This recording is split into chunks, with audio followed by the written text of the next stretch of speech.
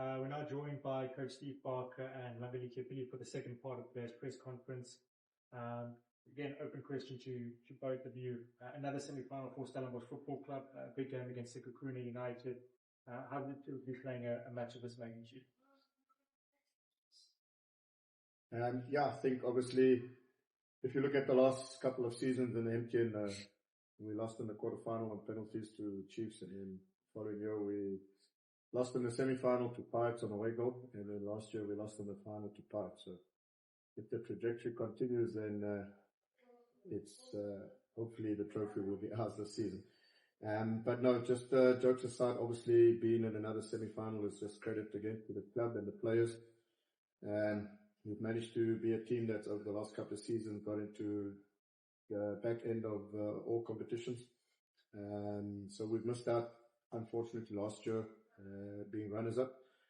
So there's a massive and high desire amongst the team, amongst the staff, amongst the club to take it a step further. But first things first, we've got a tough opposition that we have to overcome in a two-legged match starting tomorrow. So our focus is on that to get past tomorrow, and then focus on the midweek league game and then the return leg following Saturday. So really looking forward to it. There's a lot of enthusiasm around the squad, a lot of energy amongst the players. It's always exciting to be in semi-finals, and especially that we're playing at home tomorrow. An opportunity for us to play in front of our home fans at our home ground. And then for Langelihle, obviously you scored the late goal to win the match against AmaZulu. How much confidence has that given you individually and for the team moving forward into the weekend's match? Thanks to everyone in the room. Scoring the late goal against AmaZulu. Obviously for me it boosted my confidence, and I feel like going into this game, I'm really confident that if I get my fair share of minutes, I'll contribute and try and help the team a lot in terms of that we're coming into this game wanting to win and not concede a goal here at home. So I feel confident going into this game, and it's going to be a really good one. So yeah. Thank you. Questions? September, Lennon?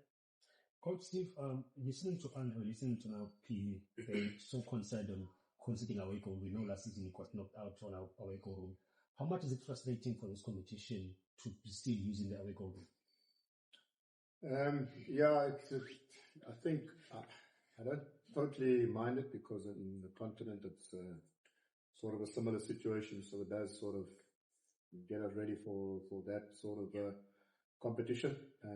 But yeah, it is, sometimes that away goal can either benefit you or it can be to your detriment. So I think it's shown in the past that not conceding in your home game is quite a big factor. It's a key factor. I think if you don't concede at home, regardless of the scoreline, it always, you can go away to the away leg. And sometimes in this competition with away goal, you can be sometimes braver away from home than maybe you are at home. But it all depends how the game goes and how it starts. Obviously, we would like to get the job, pretty much done and dusted tomorrow with a really big performance, which hopefully puts us in a strong position going into next week. So, I've always been one, and I keep on saying it, is that the rules are the rules. I can't change them, so we embrace them. It doesn't help we are negative towards away goal or whatever the case may be. It is there in front of us. It's what we have to deal with, and it's about how we apply ourselves, knowing that, away goal can be really big for you, or it can be big against you. Coach, look at the schedule, how fast it is already. League Cup. How much time did you have to prepare for tomorrow, especially with a club like Sekhukhune, who's also flying in their own game? How much time do you? Yeah, look, to be honest, not too much time. Obviously, we played Wednesday in Polokwane, and we arrived back yesterday afternoon. So it's basically just today. But a lot of the groundwork and a lot of that has been done previously in the preseason and leading up to these games. So it's about just keeping players fresh and just maybe tweaking one or two things. But I think overall, and from a principal point of view, we know what we want to achieve and how we want to achieve it and how we want to play to be able to achieve that. So it's just playing that many matches. There will be always, one or two players coming in, one or two coming out, just to the squad really fresh and able to compete on all the fronts. So not too much time to prepare, but a lot of the hard work has been done. It's just now tweaking. Can you be able to travel to Cape Town and everything is at home? How much will that be about? Say again, to travel? Not being able to travel to Cape Town to play away, playing education. How much that? Yeah, no, it's massive for us. I think I've said in the past, it's Western Cape is Western Cape. It's our home, so we are here representing the whole of the Western Cape. But when you do travel into town or Hasloan or DHL Stadium, it is close to an hour travel. So, when Pirates play Chiefs, they're not like, we play Chiefs, it's away game.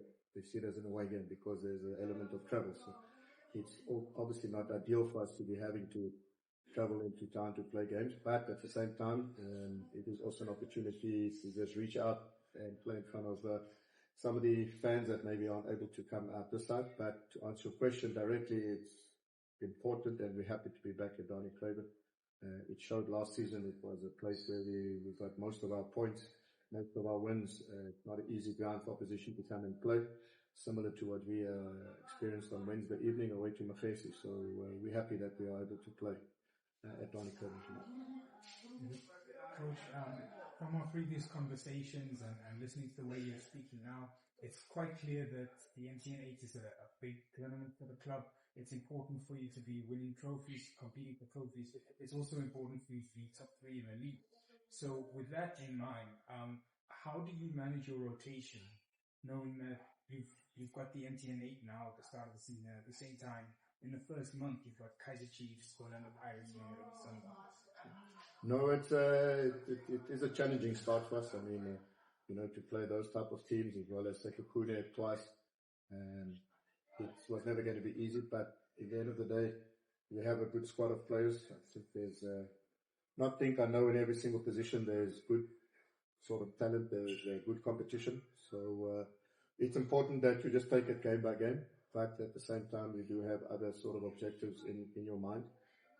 But if one thinks too far ahead about Pirates, you forget what you need to do tomorrow. So it's just about coming through tomorrow, putting in the squad that we believe is the best to start the game, to get us the positive result. And then once we are finished with the match, and then our focus will then be redirected to the Pirates game. And then after that, once again to the next semi-final. So it's not easy. It is challenging, but it does allow a lot of players to be getting the opportunities early on in the season.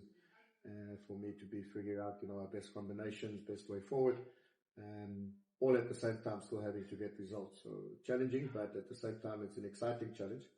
If we weren't in the MTN semi-final, it would be nice to not play this weekend. But we are playing, so we've got to be happy that we are playing as regularly as we are. Last season, we played 51 games. The most any team can play in South African football is 58 if you get to the final of every competition. So we want to try and emulate and improve on the 51 matches. So the more we play, the happier we are. Yes, Coach, it's any injuries. How far for the full fit of Mojelo? Mojelo was the favorite player in the last MTN8 and he scored a critical goal now. If you just give him few minutes, how far the full fit? Yeah, look, the ACL injury is pretty much a 9 months injury before you can be really 100% back at your best. So he's in his 8th, going into his ninth month. And when the injury occurred, there was a bit of a setback. 6 weeks later, we had to sort of clean up more and found sort of a little bit of trouble with his meniscus. And so if we date it back to when he had the second op to now, it's about 8.5 months. So I believe this month of August is about reintegrating Bradley. And I do believe that from, say, September onwards, after the FIFA break, I believe then he would be ready to start and finish 90 minutes. So he's probably about 80 to 85% back to the Bradley that we know can deliver for us. So just a little bit of patience over the next couple of weeks. And Coach, playing one team away and home, psychologically and mentally, how do you prepare your players? Look, I think I told the players this morning in our team meeting that we fortunately last season got comfortable with playing home and away games. With obviously Sundowns last year in the same stage of the tournament. And then we had the qualifying for the group stages, 2 home and away legs. And then in the quarterfinal of the Confed as well as the semi-finals. So we've now been exposed to home and away legs, and it has its different ways you approach games, and it's almost like you're playing 4 different halves. So it's just reassessing where you are at half time, reassessing after 90 minutes, and then you take it from there. So the message to the players is the game's not over in the first leg, but the important part is to stay in the tie. You don't want to, after the first game, be chasing a big score. You just got to make sure that you at least in the tie, or obviously we would all want to be comfortably in the lead, but we do know that Sekhukhune, a really good team, is going to be a tight game over the 2 legs. So it's just really about moments in games, 1 half out of the 4 where you just maybe get your advantage over the opposition or not. So yeah, it's just about managing the situation, and the players have become accustomed to it. So yeah, we're looking forward. We won most of our home and away last season, so hopefully we can continue. Coach Steve, yesterday there were lots of questions directed at Coach Eric around his record against you and how he's going to handle this match. So do you listen to something like that, or do you listen to him? We went at length explaining how he's going to approach it. Do you listen to that, or does it impact how you then approach the game after listening to how he sort of digested your team? No, I think we got to stick with what we know. You know, he's with a different team now. He didn't have many games at Sekhukhune where we got the better of them. It was more at the Cape Town City. He's got a different type of team, a different way they play. So I don't really listen too much to that. It's about what we want to achieve. If he's having sleepless nights, then rather him than me. But we have to be honest. Sekhukhune are a strong squad. He has turned them into a really solid team. They've got seasoned professionals. They've signed well. They're an ambitious club, similar to us since their promotion. They've been really competitive. They've been in finals themselves, semi-finals. So they're a proper football team, well coached. So yeah, it's going to be an exciting challenge. Okay, let's start with the last round of questions. Coach, we've been now here since 2016, 2017, thereabouts, to sort of see the rise of Stellenbosch. And obviously at board level, the conversation each year sort of changes. Not sort of, probably definitely. And for yourself as well as in the technical team. But with that comes with expectations. From board level, technical team, yourself, players as well. How do you handle that in this space? With the players, with yourself, with the board members, do it sort of just keep calm and, not think too ahead as well as the season's long, but they certainly feel that outside that the expectations is definitely high, for Stellenbosch FC club now. Look, I think I don't know how many games I've been in charge of, and there's a couple. So over the years I've learned to sort of just manage the situation accordingly. I think it's not unreasonable for the club and ourselves to set ourselves high expectations. We've achieved remarkable heights in the last 2 seasons. 2 third place finishes, the final, a semi-final of Confed. So I think as a club we've raised our own expectation and raised the bar. So I think the important part is not to become complacent and think that each and every season that will automatically happen. And I think that complacency must be not only on the field, but also off the field, that the whole club doesn't sort of just expect that every season will have standout season.